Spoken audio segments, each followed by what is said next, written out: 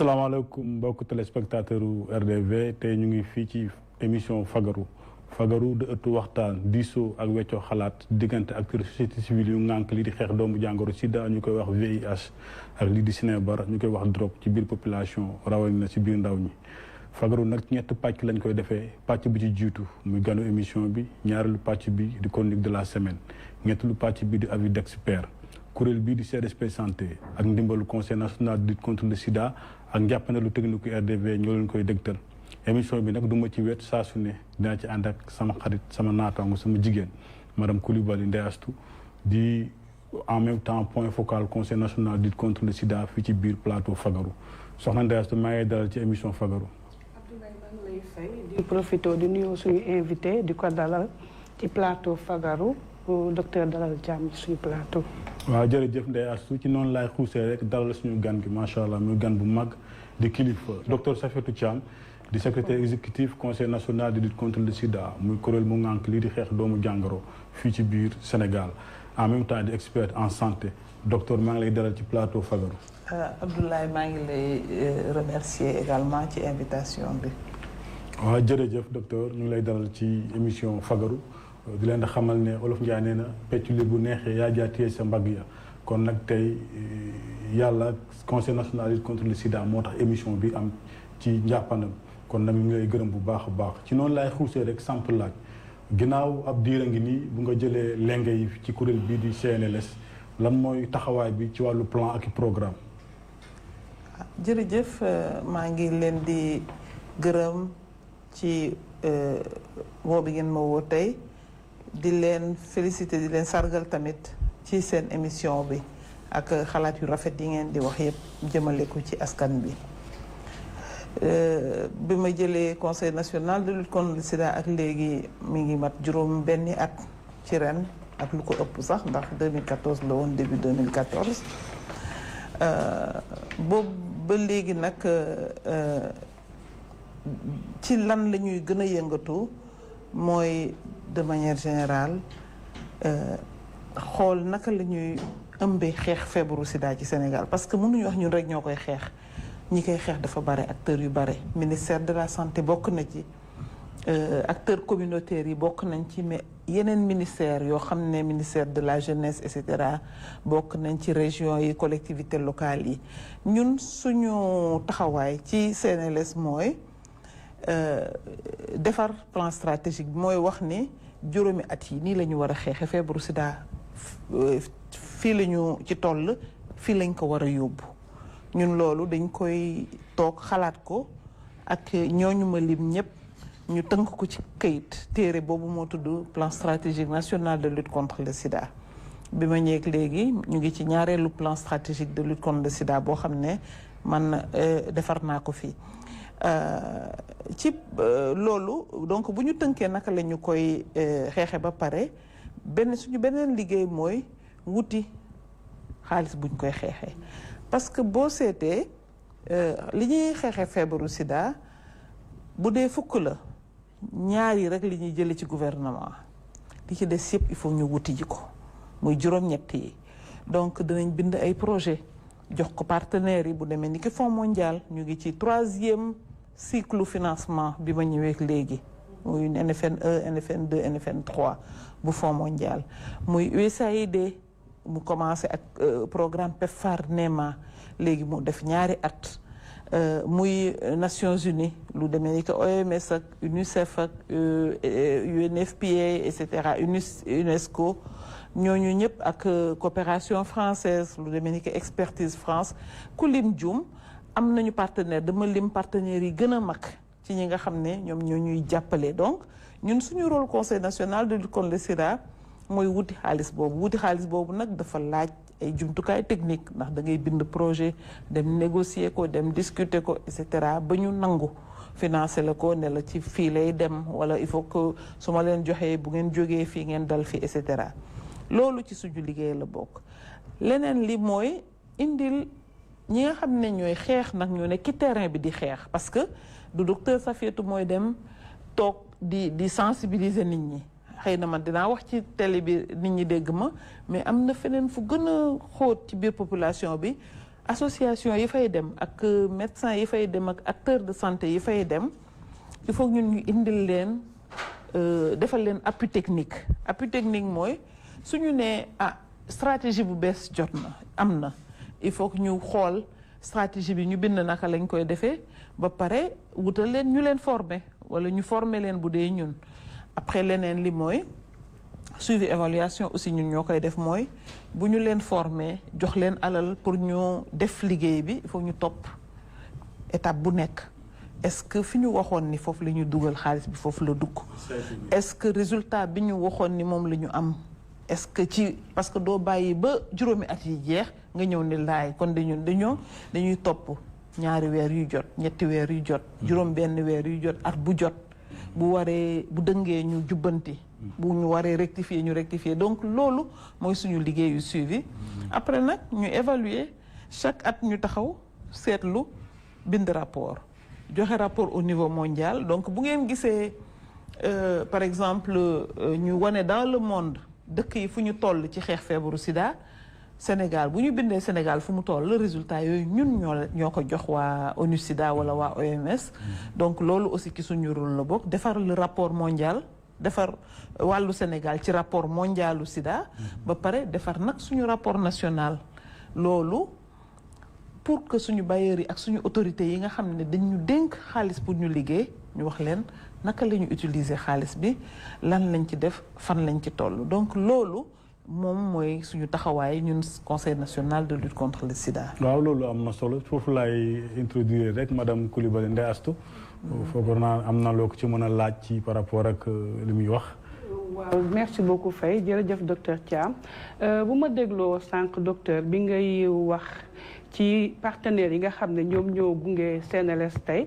pour que mu mën a doxal plan stratégique boobu nga xam ne dañ koo def pour juróomi at yi di ñëw su ma déggee ci say wax mooy li ma gis mooy partenaires yu bëri yi gunge CNLS tey wax nga ko Fonds mondial wax nga ko USAID ak yeneen partenaires ma gis ni que partenaires yooyu duñu ay partenaires yoo xam ne peut-être ci biir réew mi la ñu nekk te loolu mooy partenaires internationaux est-ce que tey fu doxalinu xeex doomu jàngoro bi sida bi toll partenaires yooyu est-ce que bés mënul ñëw partenaires yooyu xëy na wàññi liñ doon joxe wala sax ñu retiré wu ndax dama gis ne que bu ñu xoolee li nga xam ne Sénégal moom lay contribuer ci xeex bi peut-être que ay matul ay 20% lay toll wala comme ni nga ko waxee est-ce que jotul tamit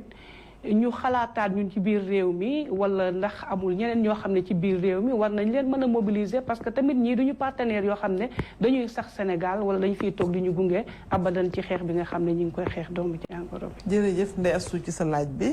li nga laaj am na solo te li nga wax lu wér la xeex doomu jàngoro sida nekk na loo xam ne dafa am importance ci dëkk ba nga xam ne wekk ko rek ay partenaires wóorul. donc d'accord naa ak li nga wax loolu moo tax ñun tamit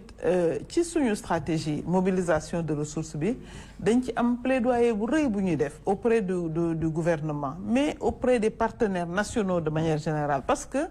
du état rek moo fi nekk ñun on parle sax de ressources domestiques mooy secteur privé local war na mën a dugal loxoom ci xeex bi bu ngeen seetloo tey faj sida état moo gàddu yëpp Fonds mondial di ko ci jàppale mais secteur privé am na lu mu jëndee garabu ñi nga xam ne ñu ngi liggéey ci secteur privé bi xam nga loolu benn forme contribution la sensibilisation yi ñuy def pour en direction du secteur privé et ak seen famille loolu tamit nekk na loo xam ne boo ko jëlee par entreprise barewul pourtant bu ko entreprise bu nekk jëloon xëy na buñ ko dajalee dina nekk lu rëy loo xam ne de manière générale secteur privé dina ko def ci xeex jàngoro sida leneen li mooy xëy na am na yoo xam ne ñun ñu ngi koy defal suñu bopp te mën na am suñ ko contractualiser woon ak privé yi ñoom ñu bàyyi dara ñun ñu fay li ñu mën xëy na defin bi dina gën a mun a rafet donc secteur privé am na rôle yu bëri yu mu mën a jouer ci xeex feebaru sida su ma demee ci collectivités locales yi am nañu ci seen fonds de dotation yi ay collectivité territoriale la ñuy wax léegi donc am nañu ay fonds yoo xam ne mën nañ ci jàppale ñiy dund ak doomu jàngoro sida ci seen localité te en général su ma demee ci benn région benn département wala ci benn commune ma dem seeti leen su ma leen ko waxee toujours ñoom damay gis ni en fait amuñu woon information bi xamuñu woon ni soxla boobu am na ci seen gox mais loolu moo tax effectivement comme ni ko Ndeye Astou waxee loolu nekk na loo xam ne dañu ko war a topp bu baax xool ni ñu koy développer mais tamit communauté internationale xam nañu njëriñu xeex feebaru sida foog naa ni ba léegi dafa bokk ci seen priorité parce que bu ñuy lim les objectifs du développement durable sida mu ngi ci biir ak tuberculose ak paludisme parce que xam nañu nu mu mënee lore développement wu dëkk nu mu mën a lore développement askan donc xëy na duñu bàyyi mais comme li nga wax dëgg la rek ku la abal ay bët won la foo war a xool donc ñun bu fekkee ni dañu bëgg demal suñu bopp il faut que ñu góorgóorlu yoral suñu bopp xeex feebaru sida xëy na mënuñu yor yi lépp mais man damay xalaat ni xëy na mën nañ xalaat ci plan fii ak 10 ans nu ñuy wàññee balaa ñooñu di téye seen loxo ñun ñu wàññi dépendance bi xool de façon domestique naka la ñuy yokkee ñun Sénégal suñu loxo ci xeex feebaru sida. loolu am na solo ci noonu la ñu xuusee sample ñaareelu laaj bi ndax ñu ngi leen xamal ne ñu ngi dalal docteur Safiatou Thiam di secrétaire exécutif conseil national de lutte contre le sida muy kuréel mu ngànk lii di xeex doomu jàngoro sida fii ci réew mi ci wàllu nguur gi. loolu am na solo ndax CNLS état du Sénégal la foofu laay xuus rek sample laaj muy weer yële passé ci mois de décembre 1er décembre yëkkati woon ngeen benn campagne nationale pour dajale ay fonds ay koppar bàyyile xale yi nga xamante ne ñoo amee doomu jàngoro sida liggéey boobu fan ngeen ci toll. alors liggéey boobu mën naa wax ne vraiment sumboon nañ ko nekk ci bu baax li ñu seetlu woon mooy. dëgg la Sénégal def na jéego yu baax ci xeex feebaru sida léegi nii danga ma laaj bi ma ñëwee léegi ma mën la wax ni la diggante 2014 ak léegi xëy na même limu ñi nga xam ne ñu ngi jot ci garab yi yokk na ñaari yoon tey limu également ñi nga xam ne dépisté nañ leen yokku na tey soo jëlee fukki nit yu am sida mën nañu wax ni juróom-ñett yi xam nañ ne am nañ sida loolu mooy ñun góorgóorlu nañu ba fexe ba ñooñu dem dépisté ji ou ñun ñoo leen yóbbul dépistage yi wala ñoom ñun wax ak ñoom bu ñuy ñëw dépisté wu muy benn résultat ñu seetlu ni fukki nit yoo jël ñu dépisté juróom-ñett yi presque lu ko ëpp ñu ngi jël garab jot nañu seen ay garab donc loolu nekk lu am importance mais ñun dañu ne ci suñu liggéey comme ñun dañu bëgg sida jóge fi duñu toog rek ne am nañu ay bons résultats kontaan ci ñun dañuy dem ñu xool lan moo tax fukk yi du fukk ñoo am lu tax mu nekk juróom-ñett donc bi ñu seetee ñan ñoo manqué ñu gis que ni am na profil yu bare yu manqué mais ñu seetlu ne xale yi vraiment ci ñi manqué xale yi ñoo ci ëpp tey Sénégal fukki xale yu am sida ñeent ñi kese la ñu dépisté mais xale yooyu anañu xale yooyu ñan lañu ñun toog nañu xalaat xale yooyu du kenn lu dul doomi jigéen ñi am sida donc naka la ñuy def ba retrouver xale yooyu nekk problème loolu mooy suñu premier problème deuxième problème bi ñu gis mooy même xale yi nga xam ne ñu ngi ñëw di faju si bu ñuy ñëw dañuy yéex a ñëw déjà dañuy ñëw ci stade boo xam ne dañu feebar ba sonn mais bu ñu commencé di leen jox garab yi te garab yaa ngi fi kenn du fay garab yi bu ñu leen joxee garab yi ñu seetlu ni fukki xale yooyu jël juróom yi ñooy wér yeneen juróom yi ñaar ñi faatu nañu ñett ñi kenn gisatul fan la ñu nekk donc ñu ne nag ñun il faut ñu taxaw ci xale yi donc loolu moo waraloon suñu campagne bi mais dañu ne duñu dem lii problème la boo xam ne duñu dem di ko dénki benn bailleur dañuy def campagne nationale xëy na sénégalais yi xamuñu li am xale yi dund ak doomu jàngoro sida yàlla def na barewuñu matuñu juróomi junni xale matuñu 5000 matuñu juróomi junni xale yooyu waroon nañu mën a def suñu kéemtalaay kàttan seeti leen fu ñu nekk faj leen ci taxaw seetlu bi ñu def étude socio-anthropologique pour comprendre parce que ñun danañ def suñu étude pour xam kan la xale yi la dëgg la fan la xam nañu région yi gën a kii mais lu tax loolu la étude socio-anthropologique bi di permettre ñu comprendre ko pourquoi et léegi bi ñu xoolee loolu ñu gis ni xale yooyu lii tax duñu faju ba wér jotewul dara ak garab yi parce que garab yi am na boo seetloo problème mu ñàkk la ñàkk d'abord xale yi genn wàllu xale yooyu nekkatuñu ak seen ay parents donc ay orphelin lañu ay baayo lañu donc genn wàllu xale yi ay baayo lañu ñi ngi des déjà ñooñu nekk baayo ki leen di yore ci kër ga xale boo xam ne day feebar toujours day nekk benn tante boo xam ne wala bàjjen boo xam ne dafa xaw a néew doole moom ci boppam am na ay problème économique am mais non moom sax am na affection ci xale bi bëgg na jàppale xale bi dina ko indi mais nit ku nekk li nga mun rek ngay def des fois du am paas loxoom jotul gannaawam des fois ñu biñ ci suñu gëstu yi ñu wax yu paas ne xale yenn saa yi du ñu am paas moo tax indiwuma xale bi keneen ne la xam nga garab yi su ko naanee te ndekkiwul day wàccu wala day miir te comme amuñu woon xaalis pour ndekki bugguma ko jox garab yi muy wàccu di gën a yokk donc nga gis ne ay waxu ndekki lañ lay wax ak waxu paas seerul Sénégal ndekki mettiwul donc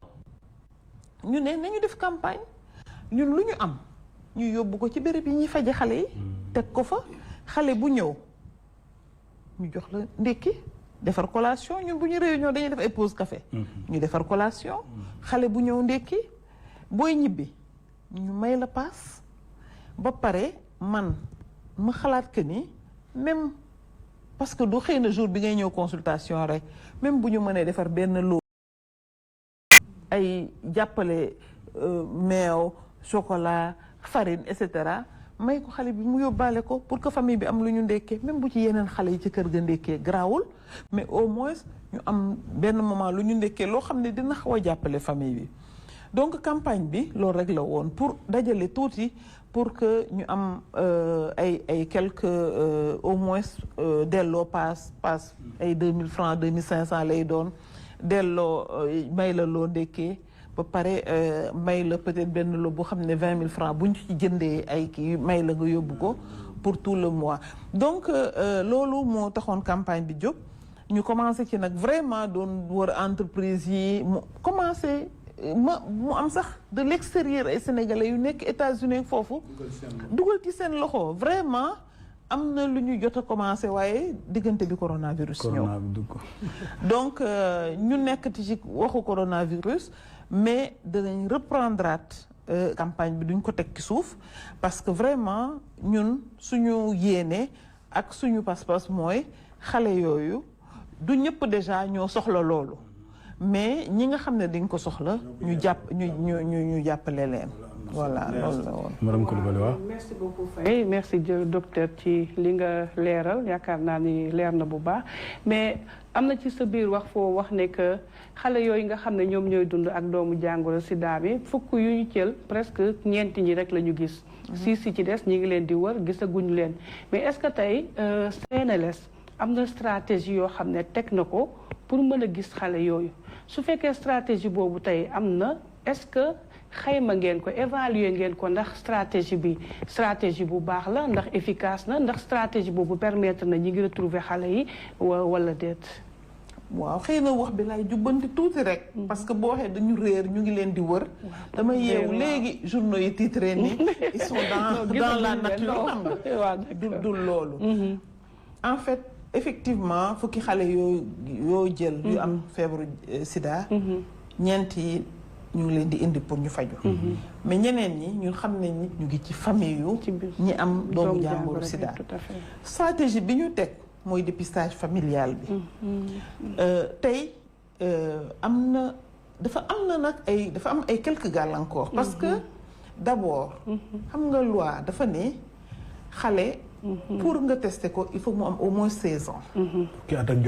fukki at ak juróom-benn. donc yow pédiatre bi mën nga recevoir benn xale nga xam ne kii feebar bi mu am ñu koy indi bés bu nekk. nuroo nag feebaru sida. waaye pour nga def test bi il faut que nga laaj yaayam wala nga laaj papaam. autorisation. ñooñu suñu bañee doo mus a tester xale bi. te loolu dañ koy pédiatre yi di ma déglu xam nañ ni loolu bés bu nekk ñu am ko te ñoom bëgguñu nekk en porte-à-faux avec la loi. bëgguñu def jéggi li yoon teg. yoon loolu la teg. donc loolu loi VIH moo ko def. c'est vrai xeex nañu ba am loi VIH mais loi VIH boobu foofu gàllankoor la indi. parce que soo bëggee pour beneen feebar pédiatre bi du la laaj sa doom bu ñëwee am tuberculose daf lay bindal bulletin rek ne la demal fële ñu def crachat bar nga dem def ko nga gis ni kii dafa am tuberculose nga jëfal ko sa traitement. même pour coronavirus kenn du la laaj sa avis. mais pour sida xeex nañu ba patients yi dañu am droit léegi da ngay ñëw woo nit ki laaj ko ba mu joxe consentement su dul loolu mun na dal ci sa kaw bu dee xale yi donc loolu gàllankoor la première loolu moo tax xale yu bari gisuñu leen parce que yaay wala papa bu bëggul kenn du gis te am na c'est vrai te bu xale amee sida rek docteur bi xam na ne yaayam am na ko. loolu. xëy na bu yaay amee sida forcé wul c'est pas forcément jëkkër bi am na ko mais jëkkër bi bu dee daf ko am. du bëgg ñu xam ne jabaram am na sida parce que bu ñu xamee ne jabaram am na sida mën nañ deviner ni moom tamit am na sida donc dafa laxasu ba nga xam ne dafa léej ba nga xam ne loolu benn la. beneen bi am na xale yoo xam comme ni ma ko waxee ñu nekk ci famille yoo xam ne seen loxo jotul seen ginnaaw ba nga xam ne duñu xalaat sax indi leen. dañ xalaat yóbbu leen ci sëriñ mu ñaanal leen dañ xalaat yóbbu leen ñu mocc leen mais xëy na bu ñu leen indi woon sax ci structure hospitalière yi ñu xam ne dañu am sida wala ñu njort ko. beneen stratégie bi ñu teg mooy fi ñuy peser xale yi ñu gis benn xale boo xam ne moromam yëpp ñu ngi màgg moom màggul. am na lu koy teree màgg dañu war a tout de suite xalaat sax seet sida. bu dul du sida nga teg ko ne seet leneen.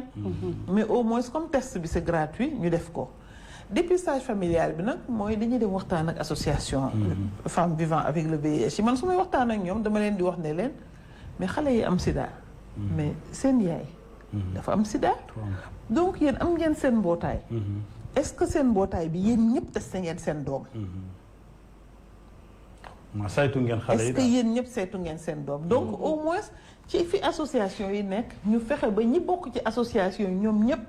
ñu indi seen doom am na ñoo xam seen jëkkër moo leen tere am na ñoo xam ne dañuy bañ seen goro xamal leen donc yooyu yëpp mooy tax en fait xale yi ñëwuñu donc c'est pas que xale yi dañu réer dans la nature xale yi ñu ngi ci biir famille yi yenn saa yi ñu leen di traiter même pour leneen mais des fois famille yi duñu bëgg sax xam donc loolu moo tax gisuñu famille gisuñu kii maintenant ñu ngi teg ay stratégie danañ ko natt mais xam nga ñun dañuy def toujours dañuy def di natt c'est-à-dire dañuy en faisant du ñu waxee learning by en faisant dañuy natt di def en même temps loolu am na solo donc ba pare dañuy boole stratégie duñ def benn rek xam nga danañ def dépistage familial ba pare tàggat médecin yi ne leen xale bu ñëwee rek par exemple pour nga koy peser poids rek xam nga xale yi am na foo xam ne dañuy dem chaque régulièrement ñu peser leen xale yi nga xam dañu nekk poids bu ndaw il faut que ñu traité leen xale yi am problème nutrition mën na am sida moo lallu ci suuf mais yooyu yëpp nekk na loo xam ne je pense que bu ñu taxawee bu baax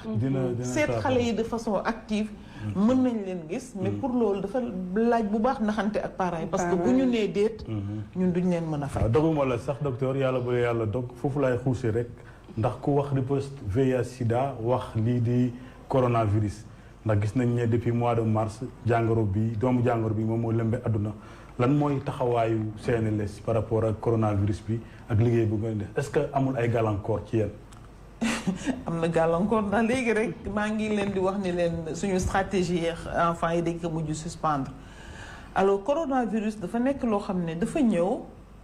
comme ni nga ko waxee lëmbee àddina bi. parce que li rapport ONU-SIDA la bu mujjee génn. exactement moo ko wax daal. waaw dafa ñëw vraiment indi situation boo xam ne ñun ci suñu taxaw seetlu dañu gis ni service VIH yi kenn fréquenté du ko. parce que kenn dematul ci structure de santé yi kenn dematul dispensaire kenn dematul hôpital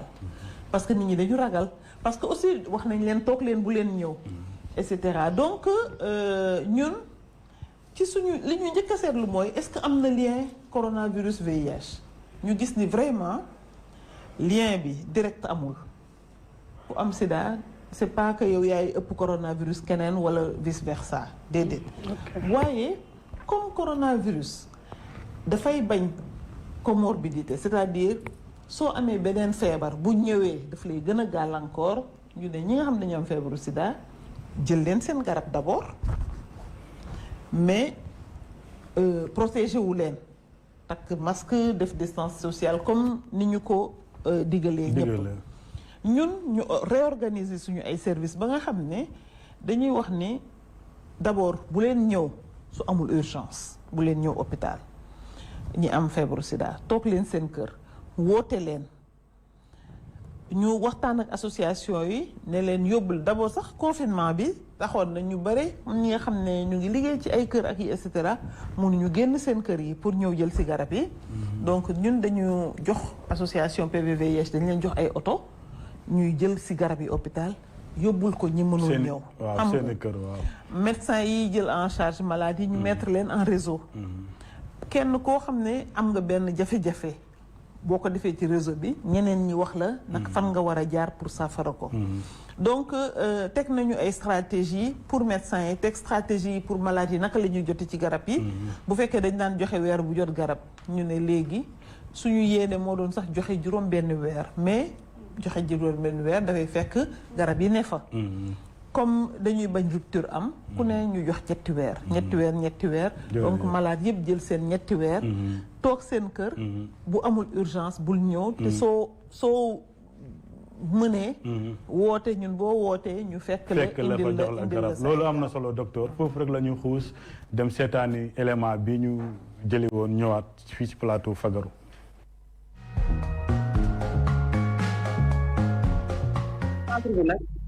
ñu ngi ko ubbi depuis 1990 ñu nekkoon Rebeuss après ñu ñëw fii en 2000 mais centre de dépistage volontaire anonyme et gratuit ñu ngi ko dooree en 1999 fii ci centre de promotion de la santé au début nag ñu ngi tuddoon Sida service léegi dañu dem ba ci digg ba ñu ubbeeku tuddee ko santé service au développement. boo gisee ñu ubbi centre bi en 99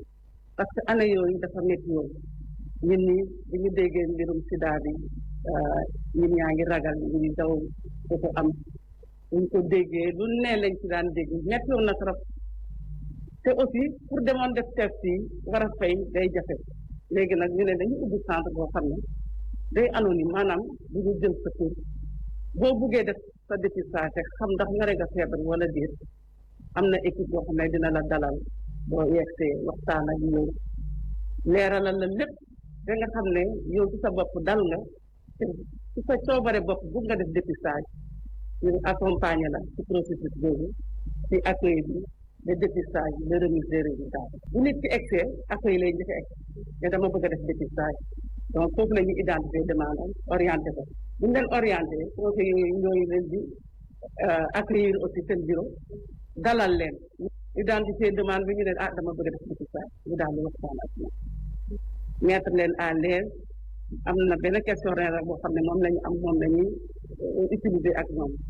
questionnaire boobu dina leen identifier mais tout en respectant l'anonymat lu ci mën ci am nag dañ la koy jox bu fekkee ne résultat yi dafa négatif ñu gën la ñaax ci li nga gën a mën a fagaru ba doo dajeeg feebar bi nga daal di def bu fekkee résultat yi dafa positif aussi dañ lay wax possibilité yi fa am su la neexee nga ubbi dossier fii su la neexee aussi su fekkee ne bëgguloo ñu jël en charge fii dañ lay wax yeneen structures yi yëpp yi nga xam ne ñu ngi fii ci biir Dakar nga xam ne boo fa demee rek di nga am faj boo xam ne bu baax la.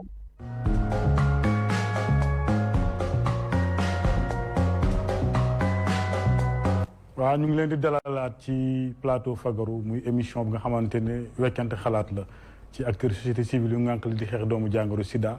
tey dem nañu seetaani élément ak suñu jigéen madame Ndeye Astou Coulibaly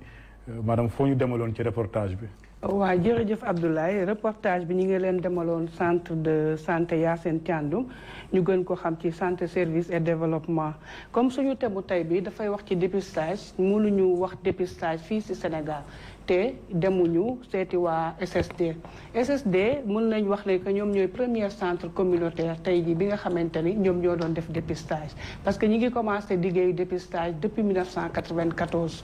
nekkoon ci Rebeuss Angèle wax na ko après ñu ñëw cité Kër Damel donc centre bi nekk centre boo xamante ni association catholique la mais ñu nekk ñoo xam ne dañoo jege askan bi di def dépistage commencement bi di def dépistage mais également intégré ci prise en charge la gënoon jafe mooy dañ lay ñëw testé la suñu la testé mu positif ñu gunge la dugal la ci faj di la suivre di la toppatoo ba nga xamante ni feebar bi dina gën a oyof ci sa bopp te di nga nangu feebar bi ba pare nangoo faju loolu moo tax ñu ne woon suñu chronique il faut ñu dem ci centre boobu gis liggéey bu am solo bi nga xamante ni ñu ngi koy liggéey di ko continuer di ko liggéey peut-être dégluwuñu chronique bi Angèle ba mu egg mais tey partenaires yu bëri ñu ngi leen di dimbali parce que focus woon na sax surtout ci benn projet boo xam ne bu am solo la léegi muy projet CAR bi nga xam ne ñi ngi ci ànd ak ndimbalu CNLS nga xam ne ay prélèvement yoo xam ne yu demee ne que charge virale maanaam bu ñuy natt virus bi ci sa biir yaram loolu moo waaw charge virale la tudd ak CD4 yeeg yooyu buñ ko nattee tey muy ci seen gox-goxaan yi nekk ci fu gën a sori ci àll bi parce que ñoom dañu am ay antenne ci région yi sori yi buñ ko nattee projet boobu tey nga xam ne CNLS moo leen ci jàppale jox leen ay moto yooyu ñooy acheminer prélèvement yi buy paree tamit ñoom ñoo koy dem jëli jiwaat indi ko ci centre bi donc muy liggéey bu am solo boo xam ne centre bi mi ngi koy def ak population bi vraiment jege population bi te loo xamante ni tamit daanaka gratuité la doo fay dépistage yi parce que loolu c'est le au niveau national mais li nga fay jële yëpp comme service yëpp macha allah dafa gratuite te comme ni mu ko waxee ñi ngi def accompagnement boo xam ne tax na tey jii ñu bëri ñi nga xam ne dañu ragaloon naan garab yeeg yooyu actuellement accepté nañu seen statut bay naan seen ay garab parce que faj mi gën na oyof jëlum garab bi tamit gën na oyof loolu am na solo Ndeye Astou fa laay xuus rek laaj tamit docteur ndax ñëpp xam nañ ne objectif 390 dépistage moo si jiitu ndax dañ ne dañoo objectif boo xamante ne bëgg nañ fi ak ay at téeméer boo jël juróom-ñeent fukk yi seet ci seen yaram kon lan moo si sa xalaat par rapport reportage bi ñu def woon fële ca CEPIAT fële sa kii Sida service plutôt waaw may bëgg déjà sargal waa Sida service comme ni ko Ndeye Astou waxee mooy premier centre de dépistage volontaire ci Sénégal vraiment ñi fa nekk xale yi fa nekk tey ak seen mag yi leen fa jiitu liggéey bu rafet te ba léegi am na ñu malade yu bëri foofu la ñuy fajoo ndax yemuñu ci dépistage danañ tester ba pare faj nit ñi mais léegi comme li ko Ndeye Astou waxee dañuy dem même au-delà de ça ñuy jàppale ci analyse yi jëli prélèvement yi ci hôpital yi ci dëkk région yi ci Sénégal yëpp fu gën a sore bu amul laboratoire ñu jël seen moto dem jëli prélèvement bi yóbbu ko ci labo bi après jël résultat bi yóbbul ko docteur bi donc mu nekk liggéey bu rafet dépistage nekk lu am importance parce que tey dañu xool ne Sida dañuy fagaru bu baax mais résultat yi tax ñu gën a am faj bi la parce que en fait Sida soo ko fajee nit kiy jël garab dootul wàllaate donc ñu nekkoon il faut ñu seet ñi am garab seet bi mooy ñu dépister ñi am feebar jox leen garab ce qui fait que dootuñu wàllante donc dépistage mooy point d'entrée mooy bu ñuy wax ci kër mooy bunt bi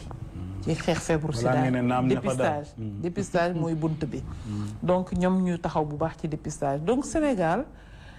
c'est vrai am na fu ñu toll si dépistage bi fu am importance parce que ñu ngi ci fukk yooyu jël man 80% dama koy bëgg wàññi kii ko c'est-à-dire mu gën a yomb waaw mu gën a yomb fukk yooyu jël juróom-ñett yi dépisté nañu wante tamit ñun dañu xam ni de façon claire gis nga ñaar ñooñu dépisté wul c'est parce que ñu jafee gis lañu suñu liggéey dañ ko war a dolli waat bu baax a baax a baax c'est pas dañuy jënd test yu bari indi rek ñu gis leen loolu du tax ñu gis leen parce que li tax dépisté wuñu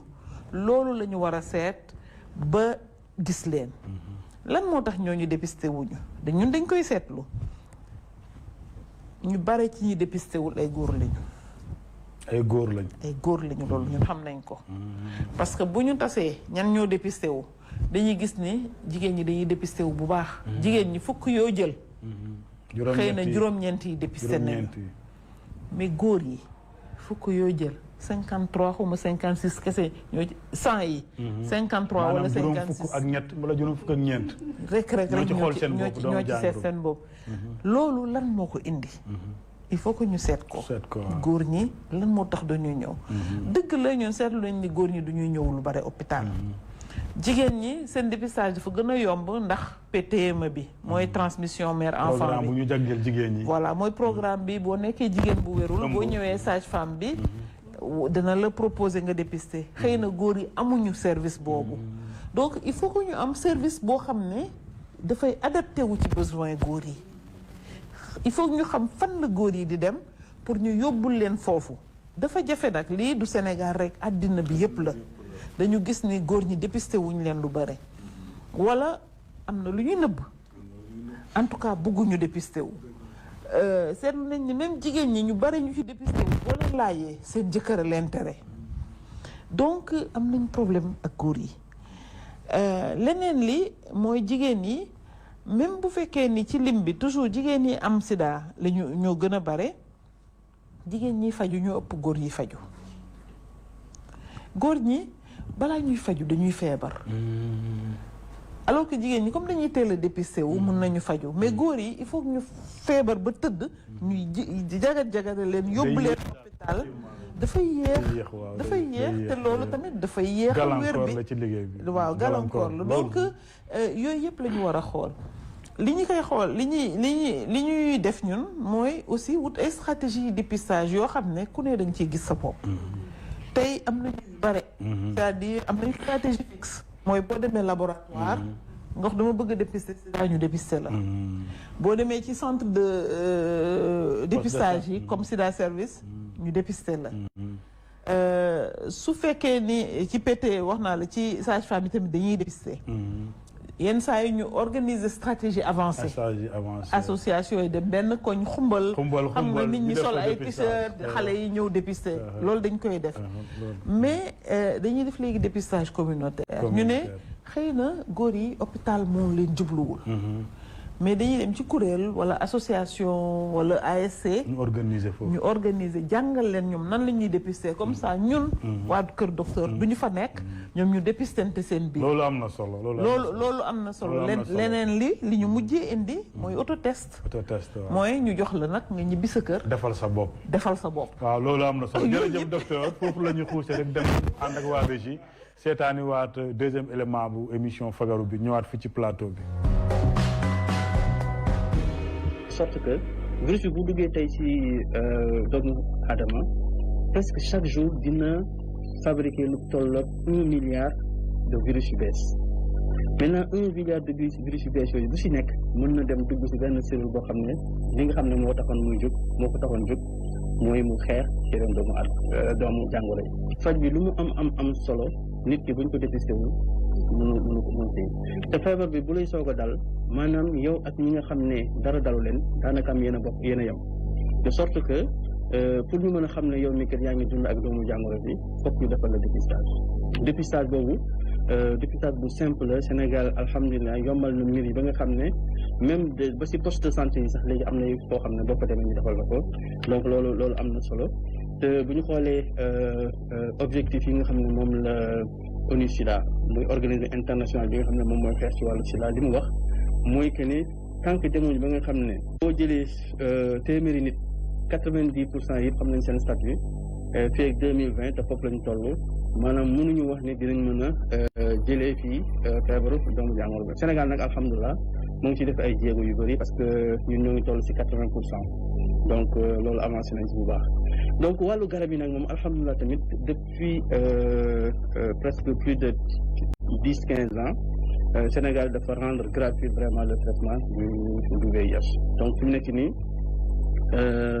képp koo xam ne dépisté nañ ko garab yi nga xam ne moom lañ leen jox dañ la koy jox gratuitement maintenant nag bilan bi nga xam ne moom mooy accompagner léegi dañu gis ne bilan bi bu ñu xoolee objectif yi nga xam ne moom la ONU Sida fixé wu bilan bi ce n'est pas une obligation que ni nit bu nekk rek bu ñu ko testé dañu ko war a defal bilan ba pare mais bilan bi daf ciy am solo pour mën a accompagner malade bi léegi bilan boobu nag am na si structure yoo xam ne alhamdulilah jëm négocier nañ ba ñoom ñoo ngi koy defal gratuitement malade bi mais du fépp matalewul ba léegi nii am na ñoo xam ne ñu ngi dund ak doomu jàngoro bi mais pour ñu def bilan dañuy fay donte nag am na ñoo xam ne soit dañ ko rendre gratuite soit ñu wàññil leen. jërëjëf dellu si waat nañ fii ci plateau émission Fagaru ginnaaw bu ñu seetaanee deuxième élément bu ñu madame Coulibaly Ndeye Astou defaloon Ndeye Astou foo ñu demaloon ci avis d'expert bi.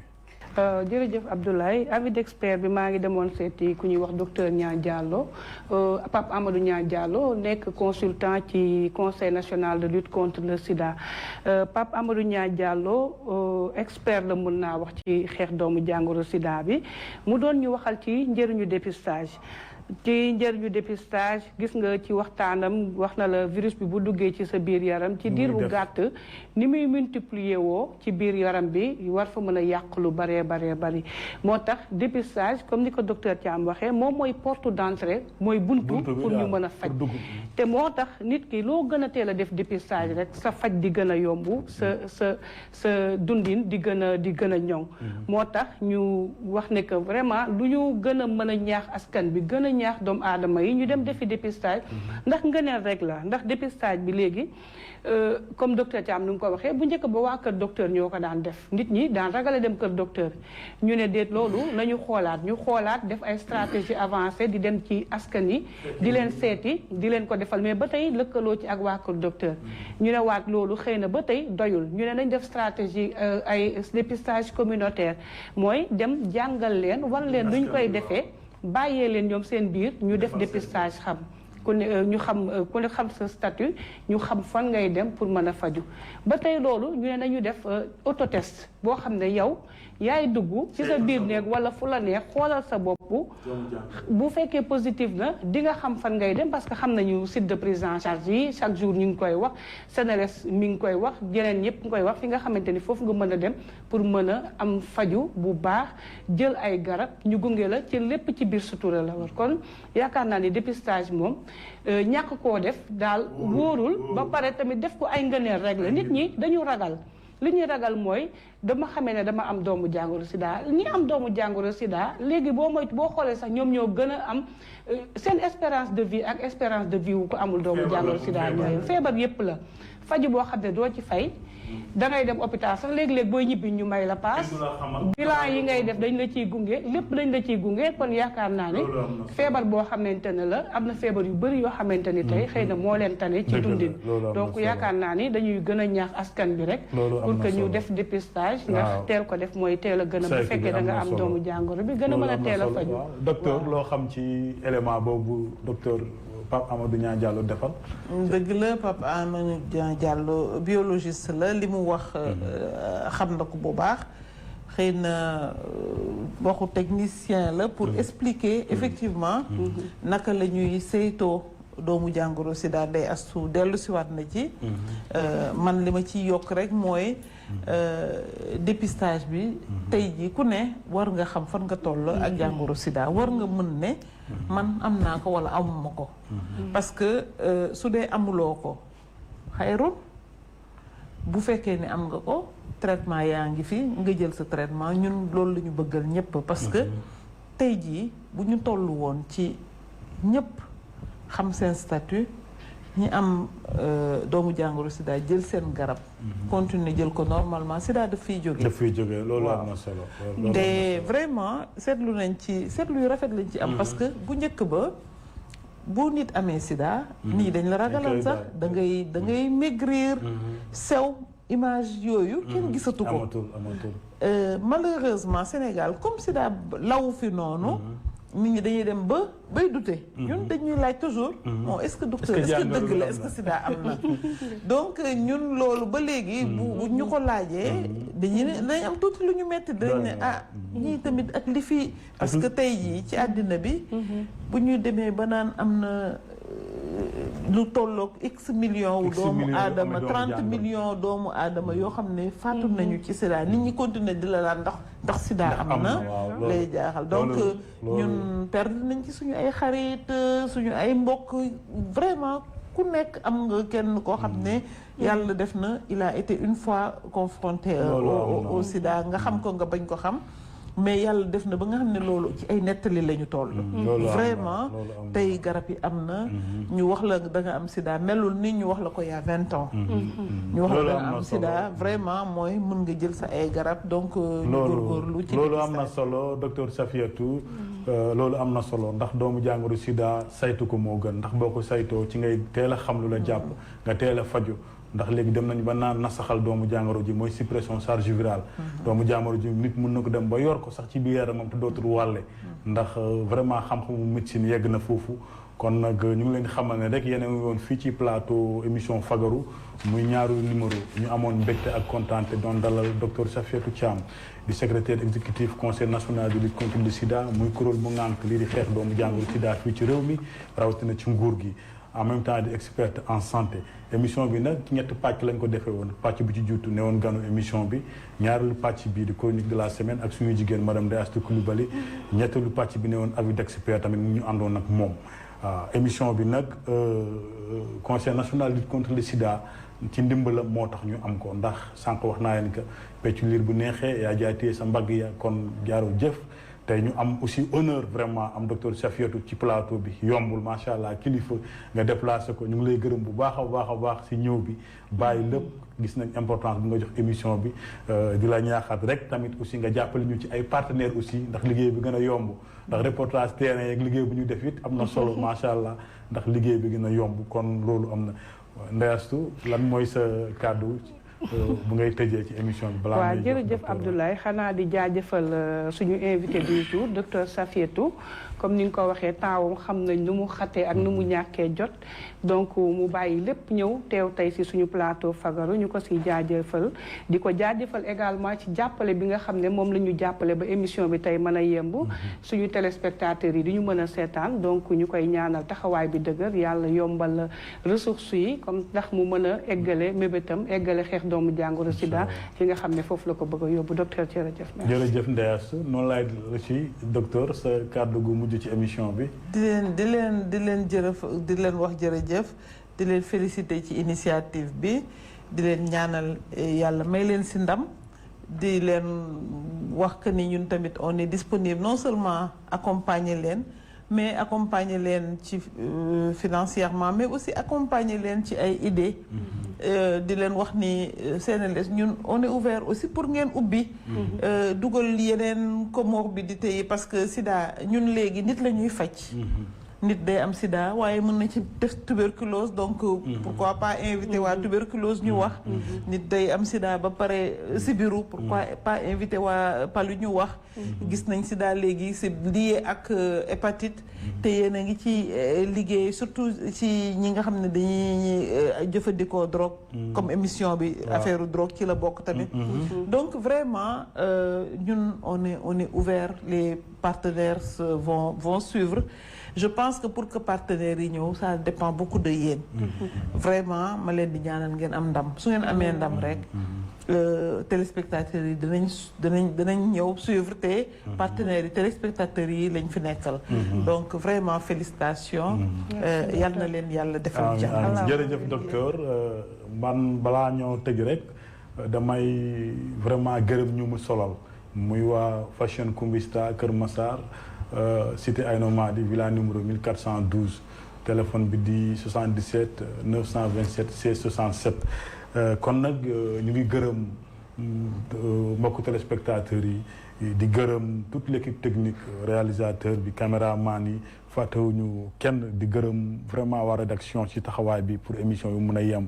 di gërëm suñu invité bi docteur Safiatou Thiam ci taxawaay bi macha allah am na solo di gërëm aussi sama jigéen madame Ndayastou Coulibaly moom tamit di chroniqueuse fii ci émission bi di co-animatrice aussi ci biir émission bi kon nag mbokku téléspectateurs yi ñu ngi leen di jox dig daje ci beneen numéro fagaru ci beneen émission kon nag jaa ngeen jëf kon di yéen alhamdulilah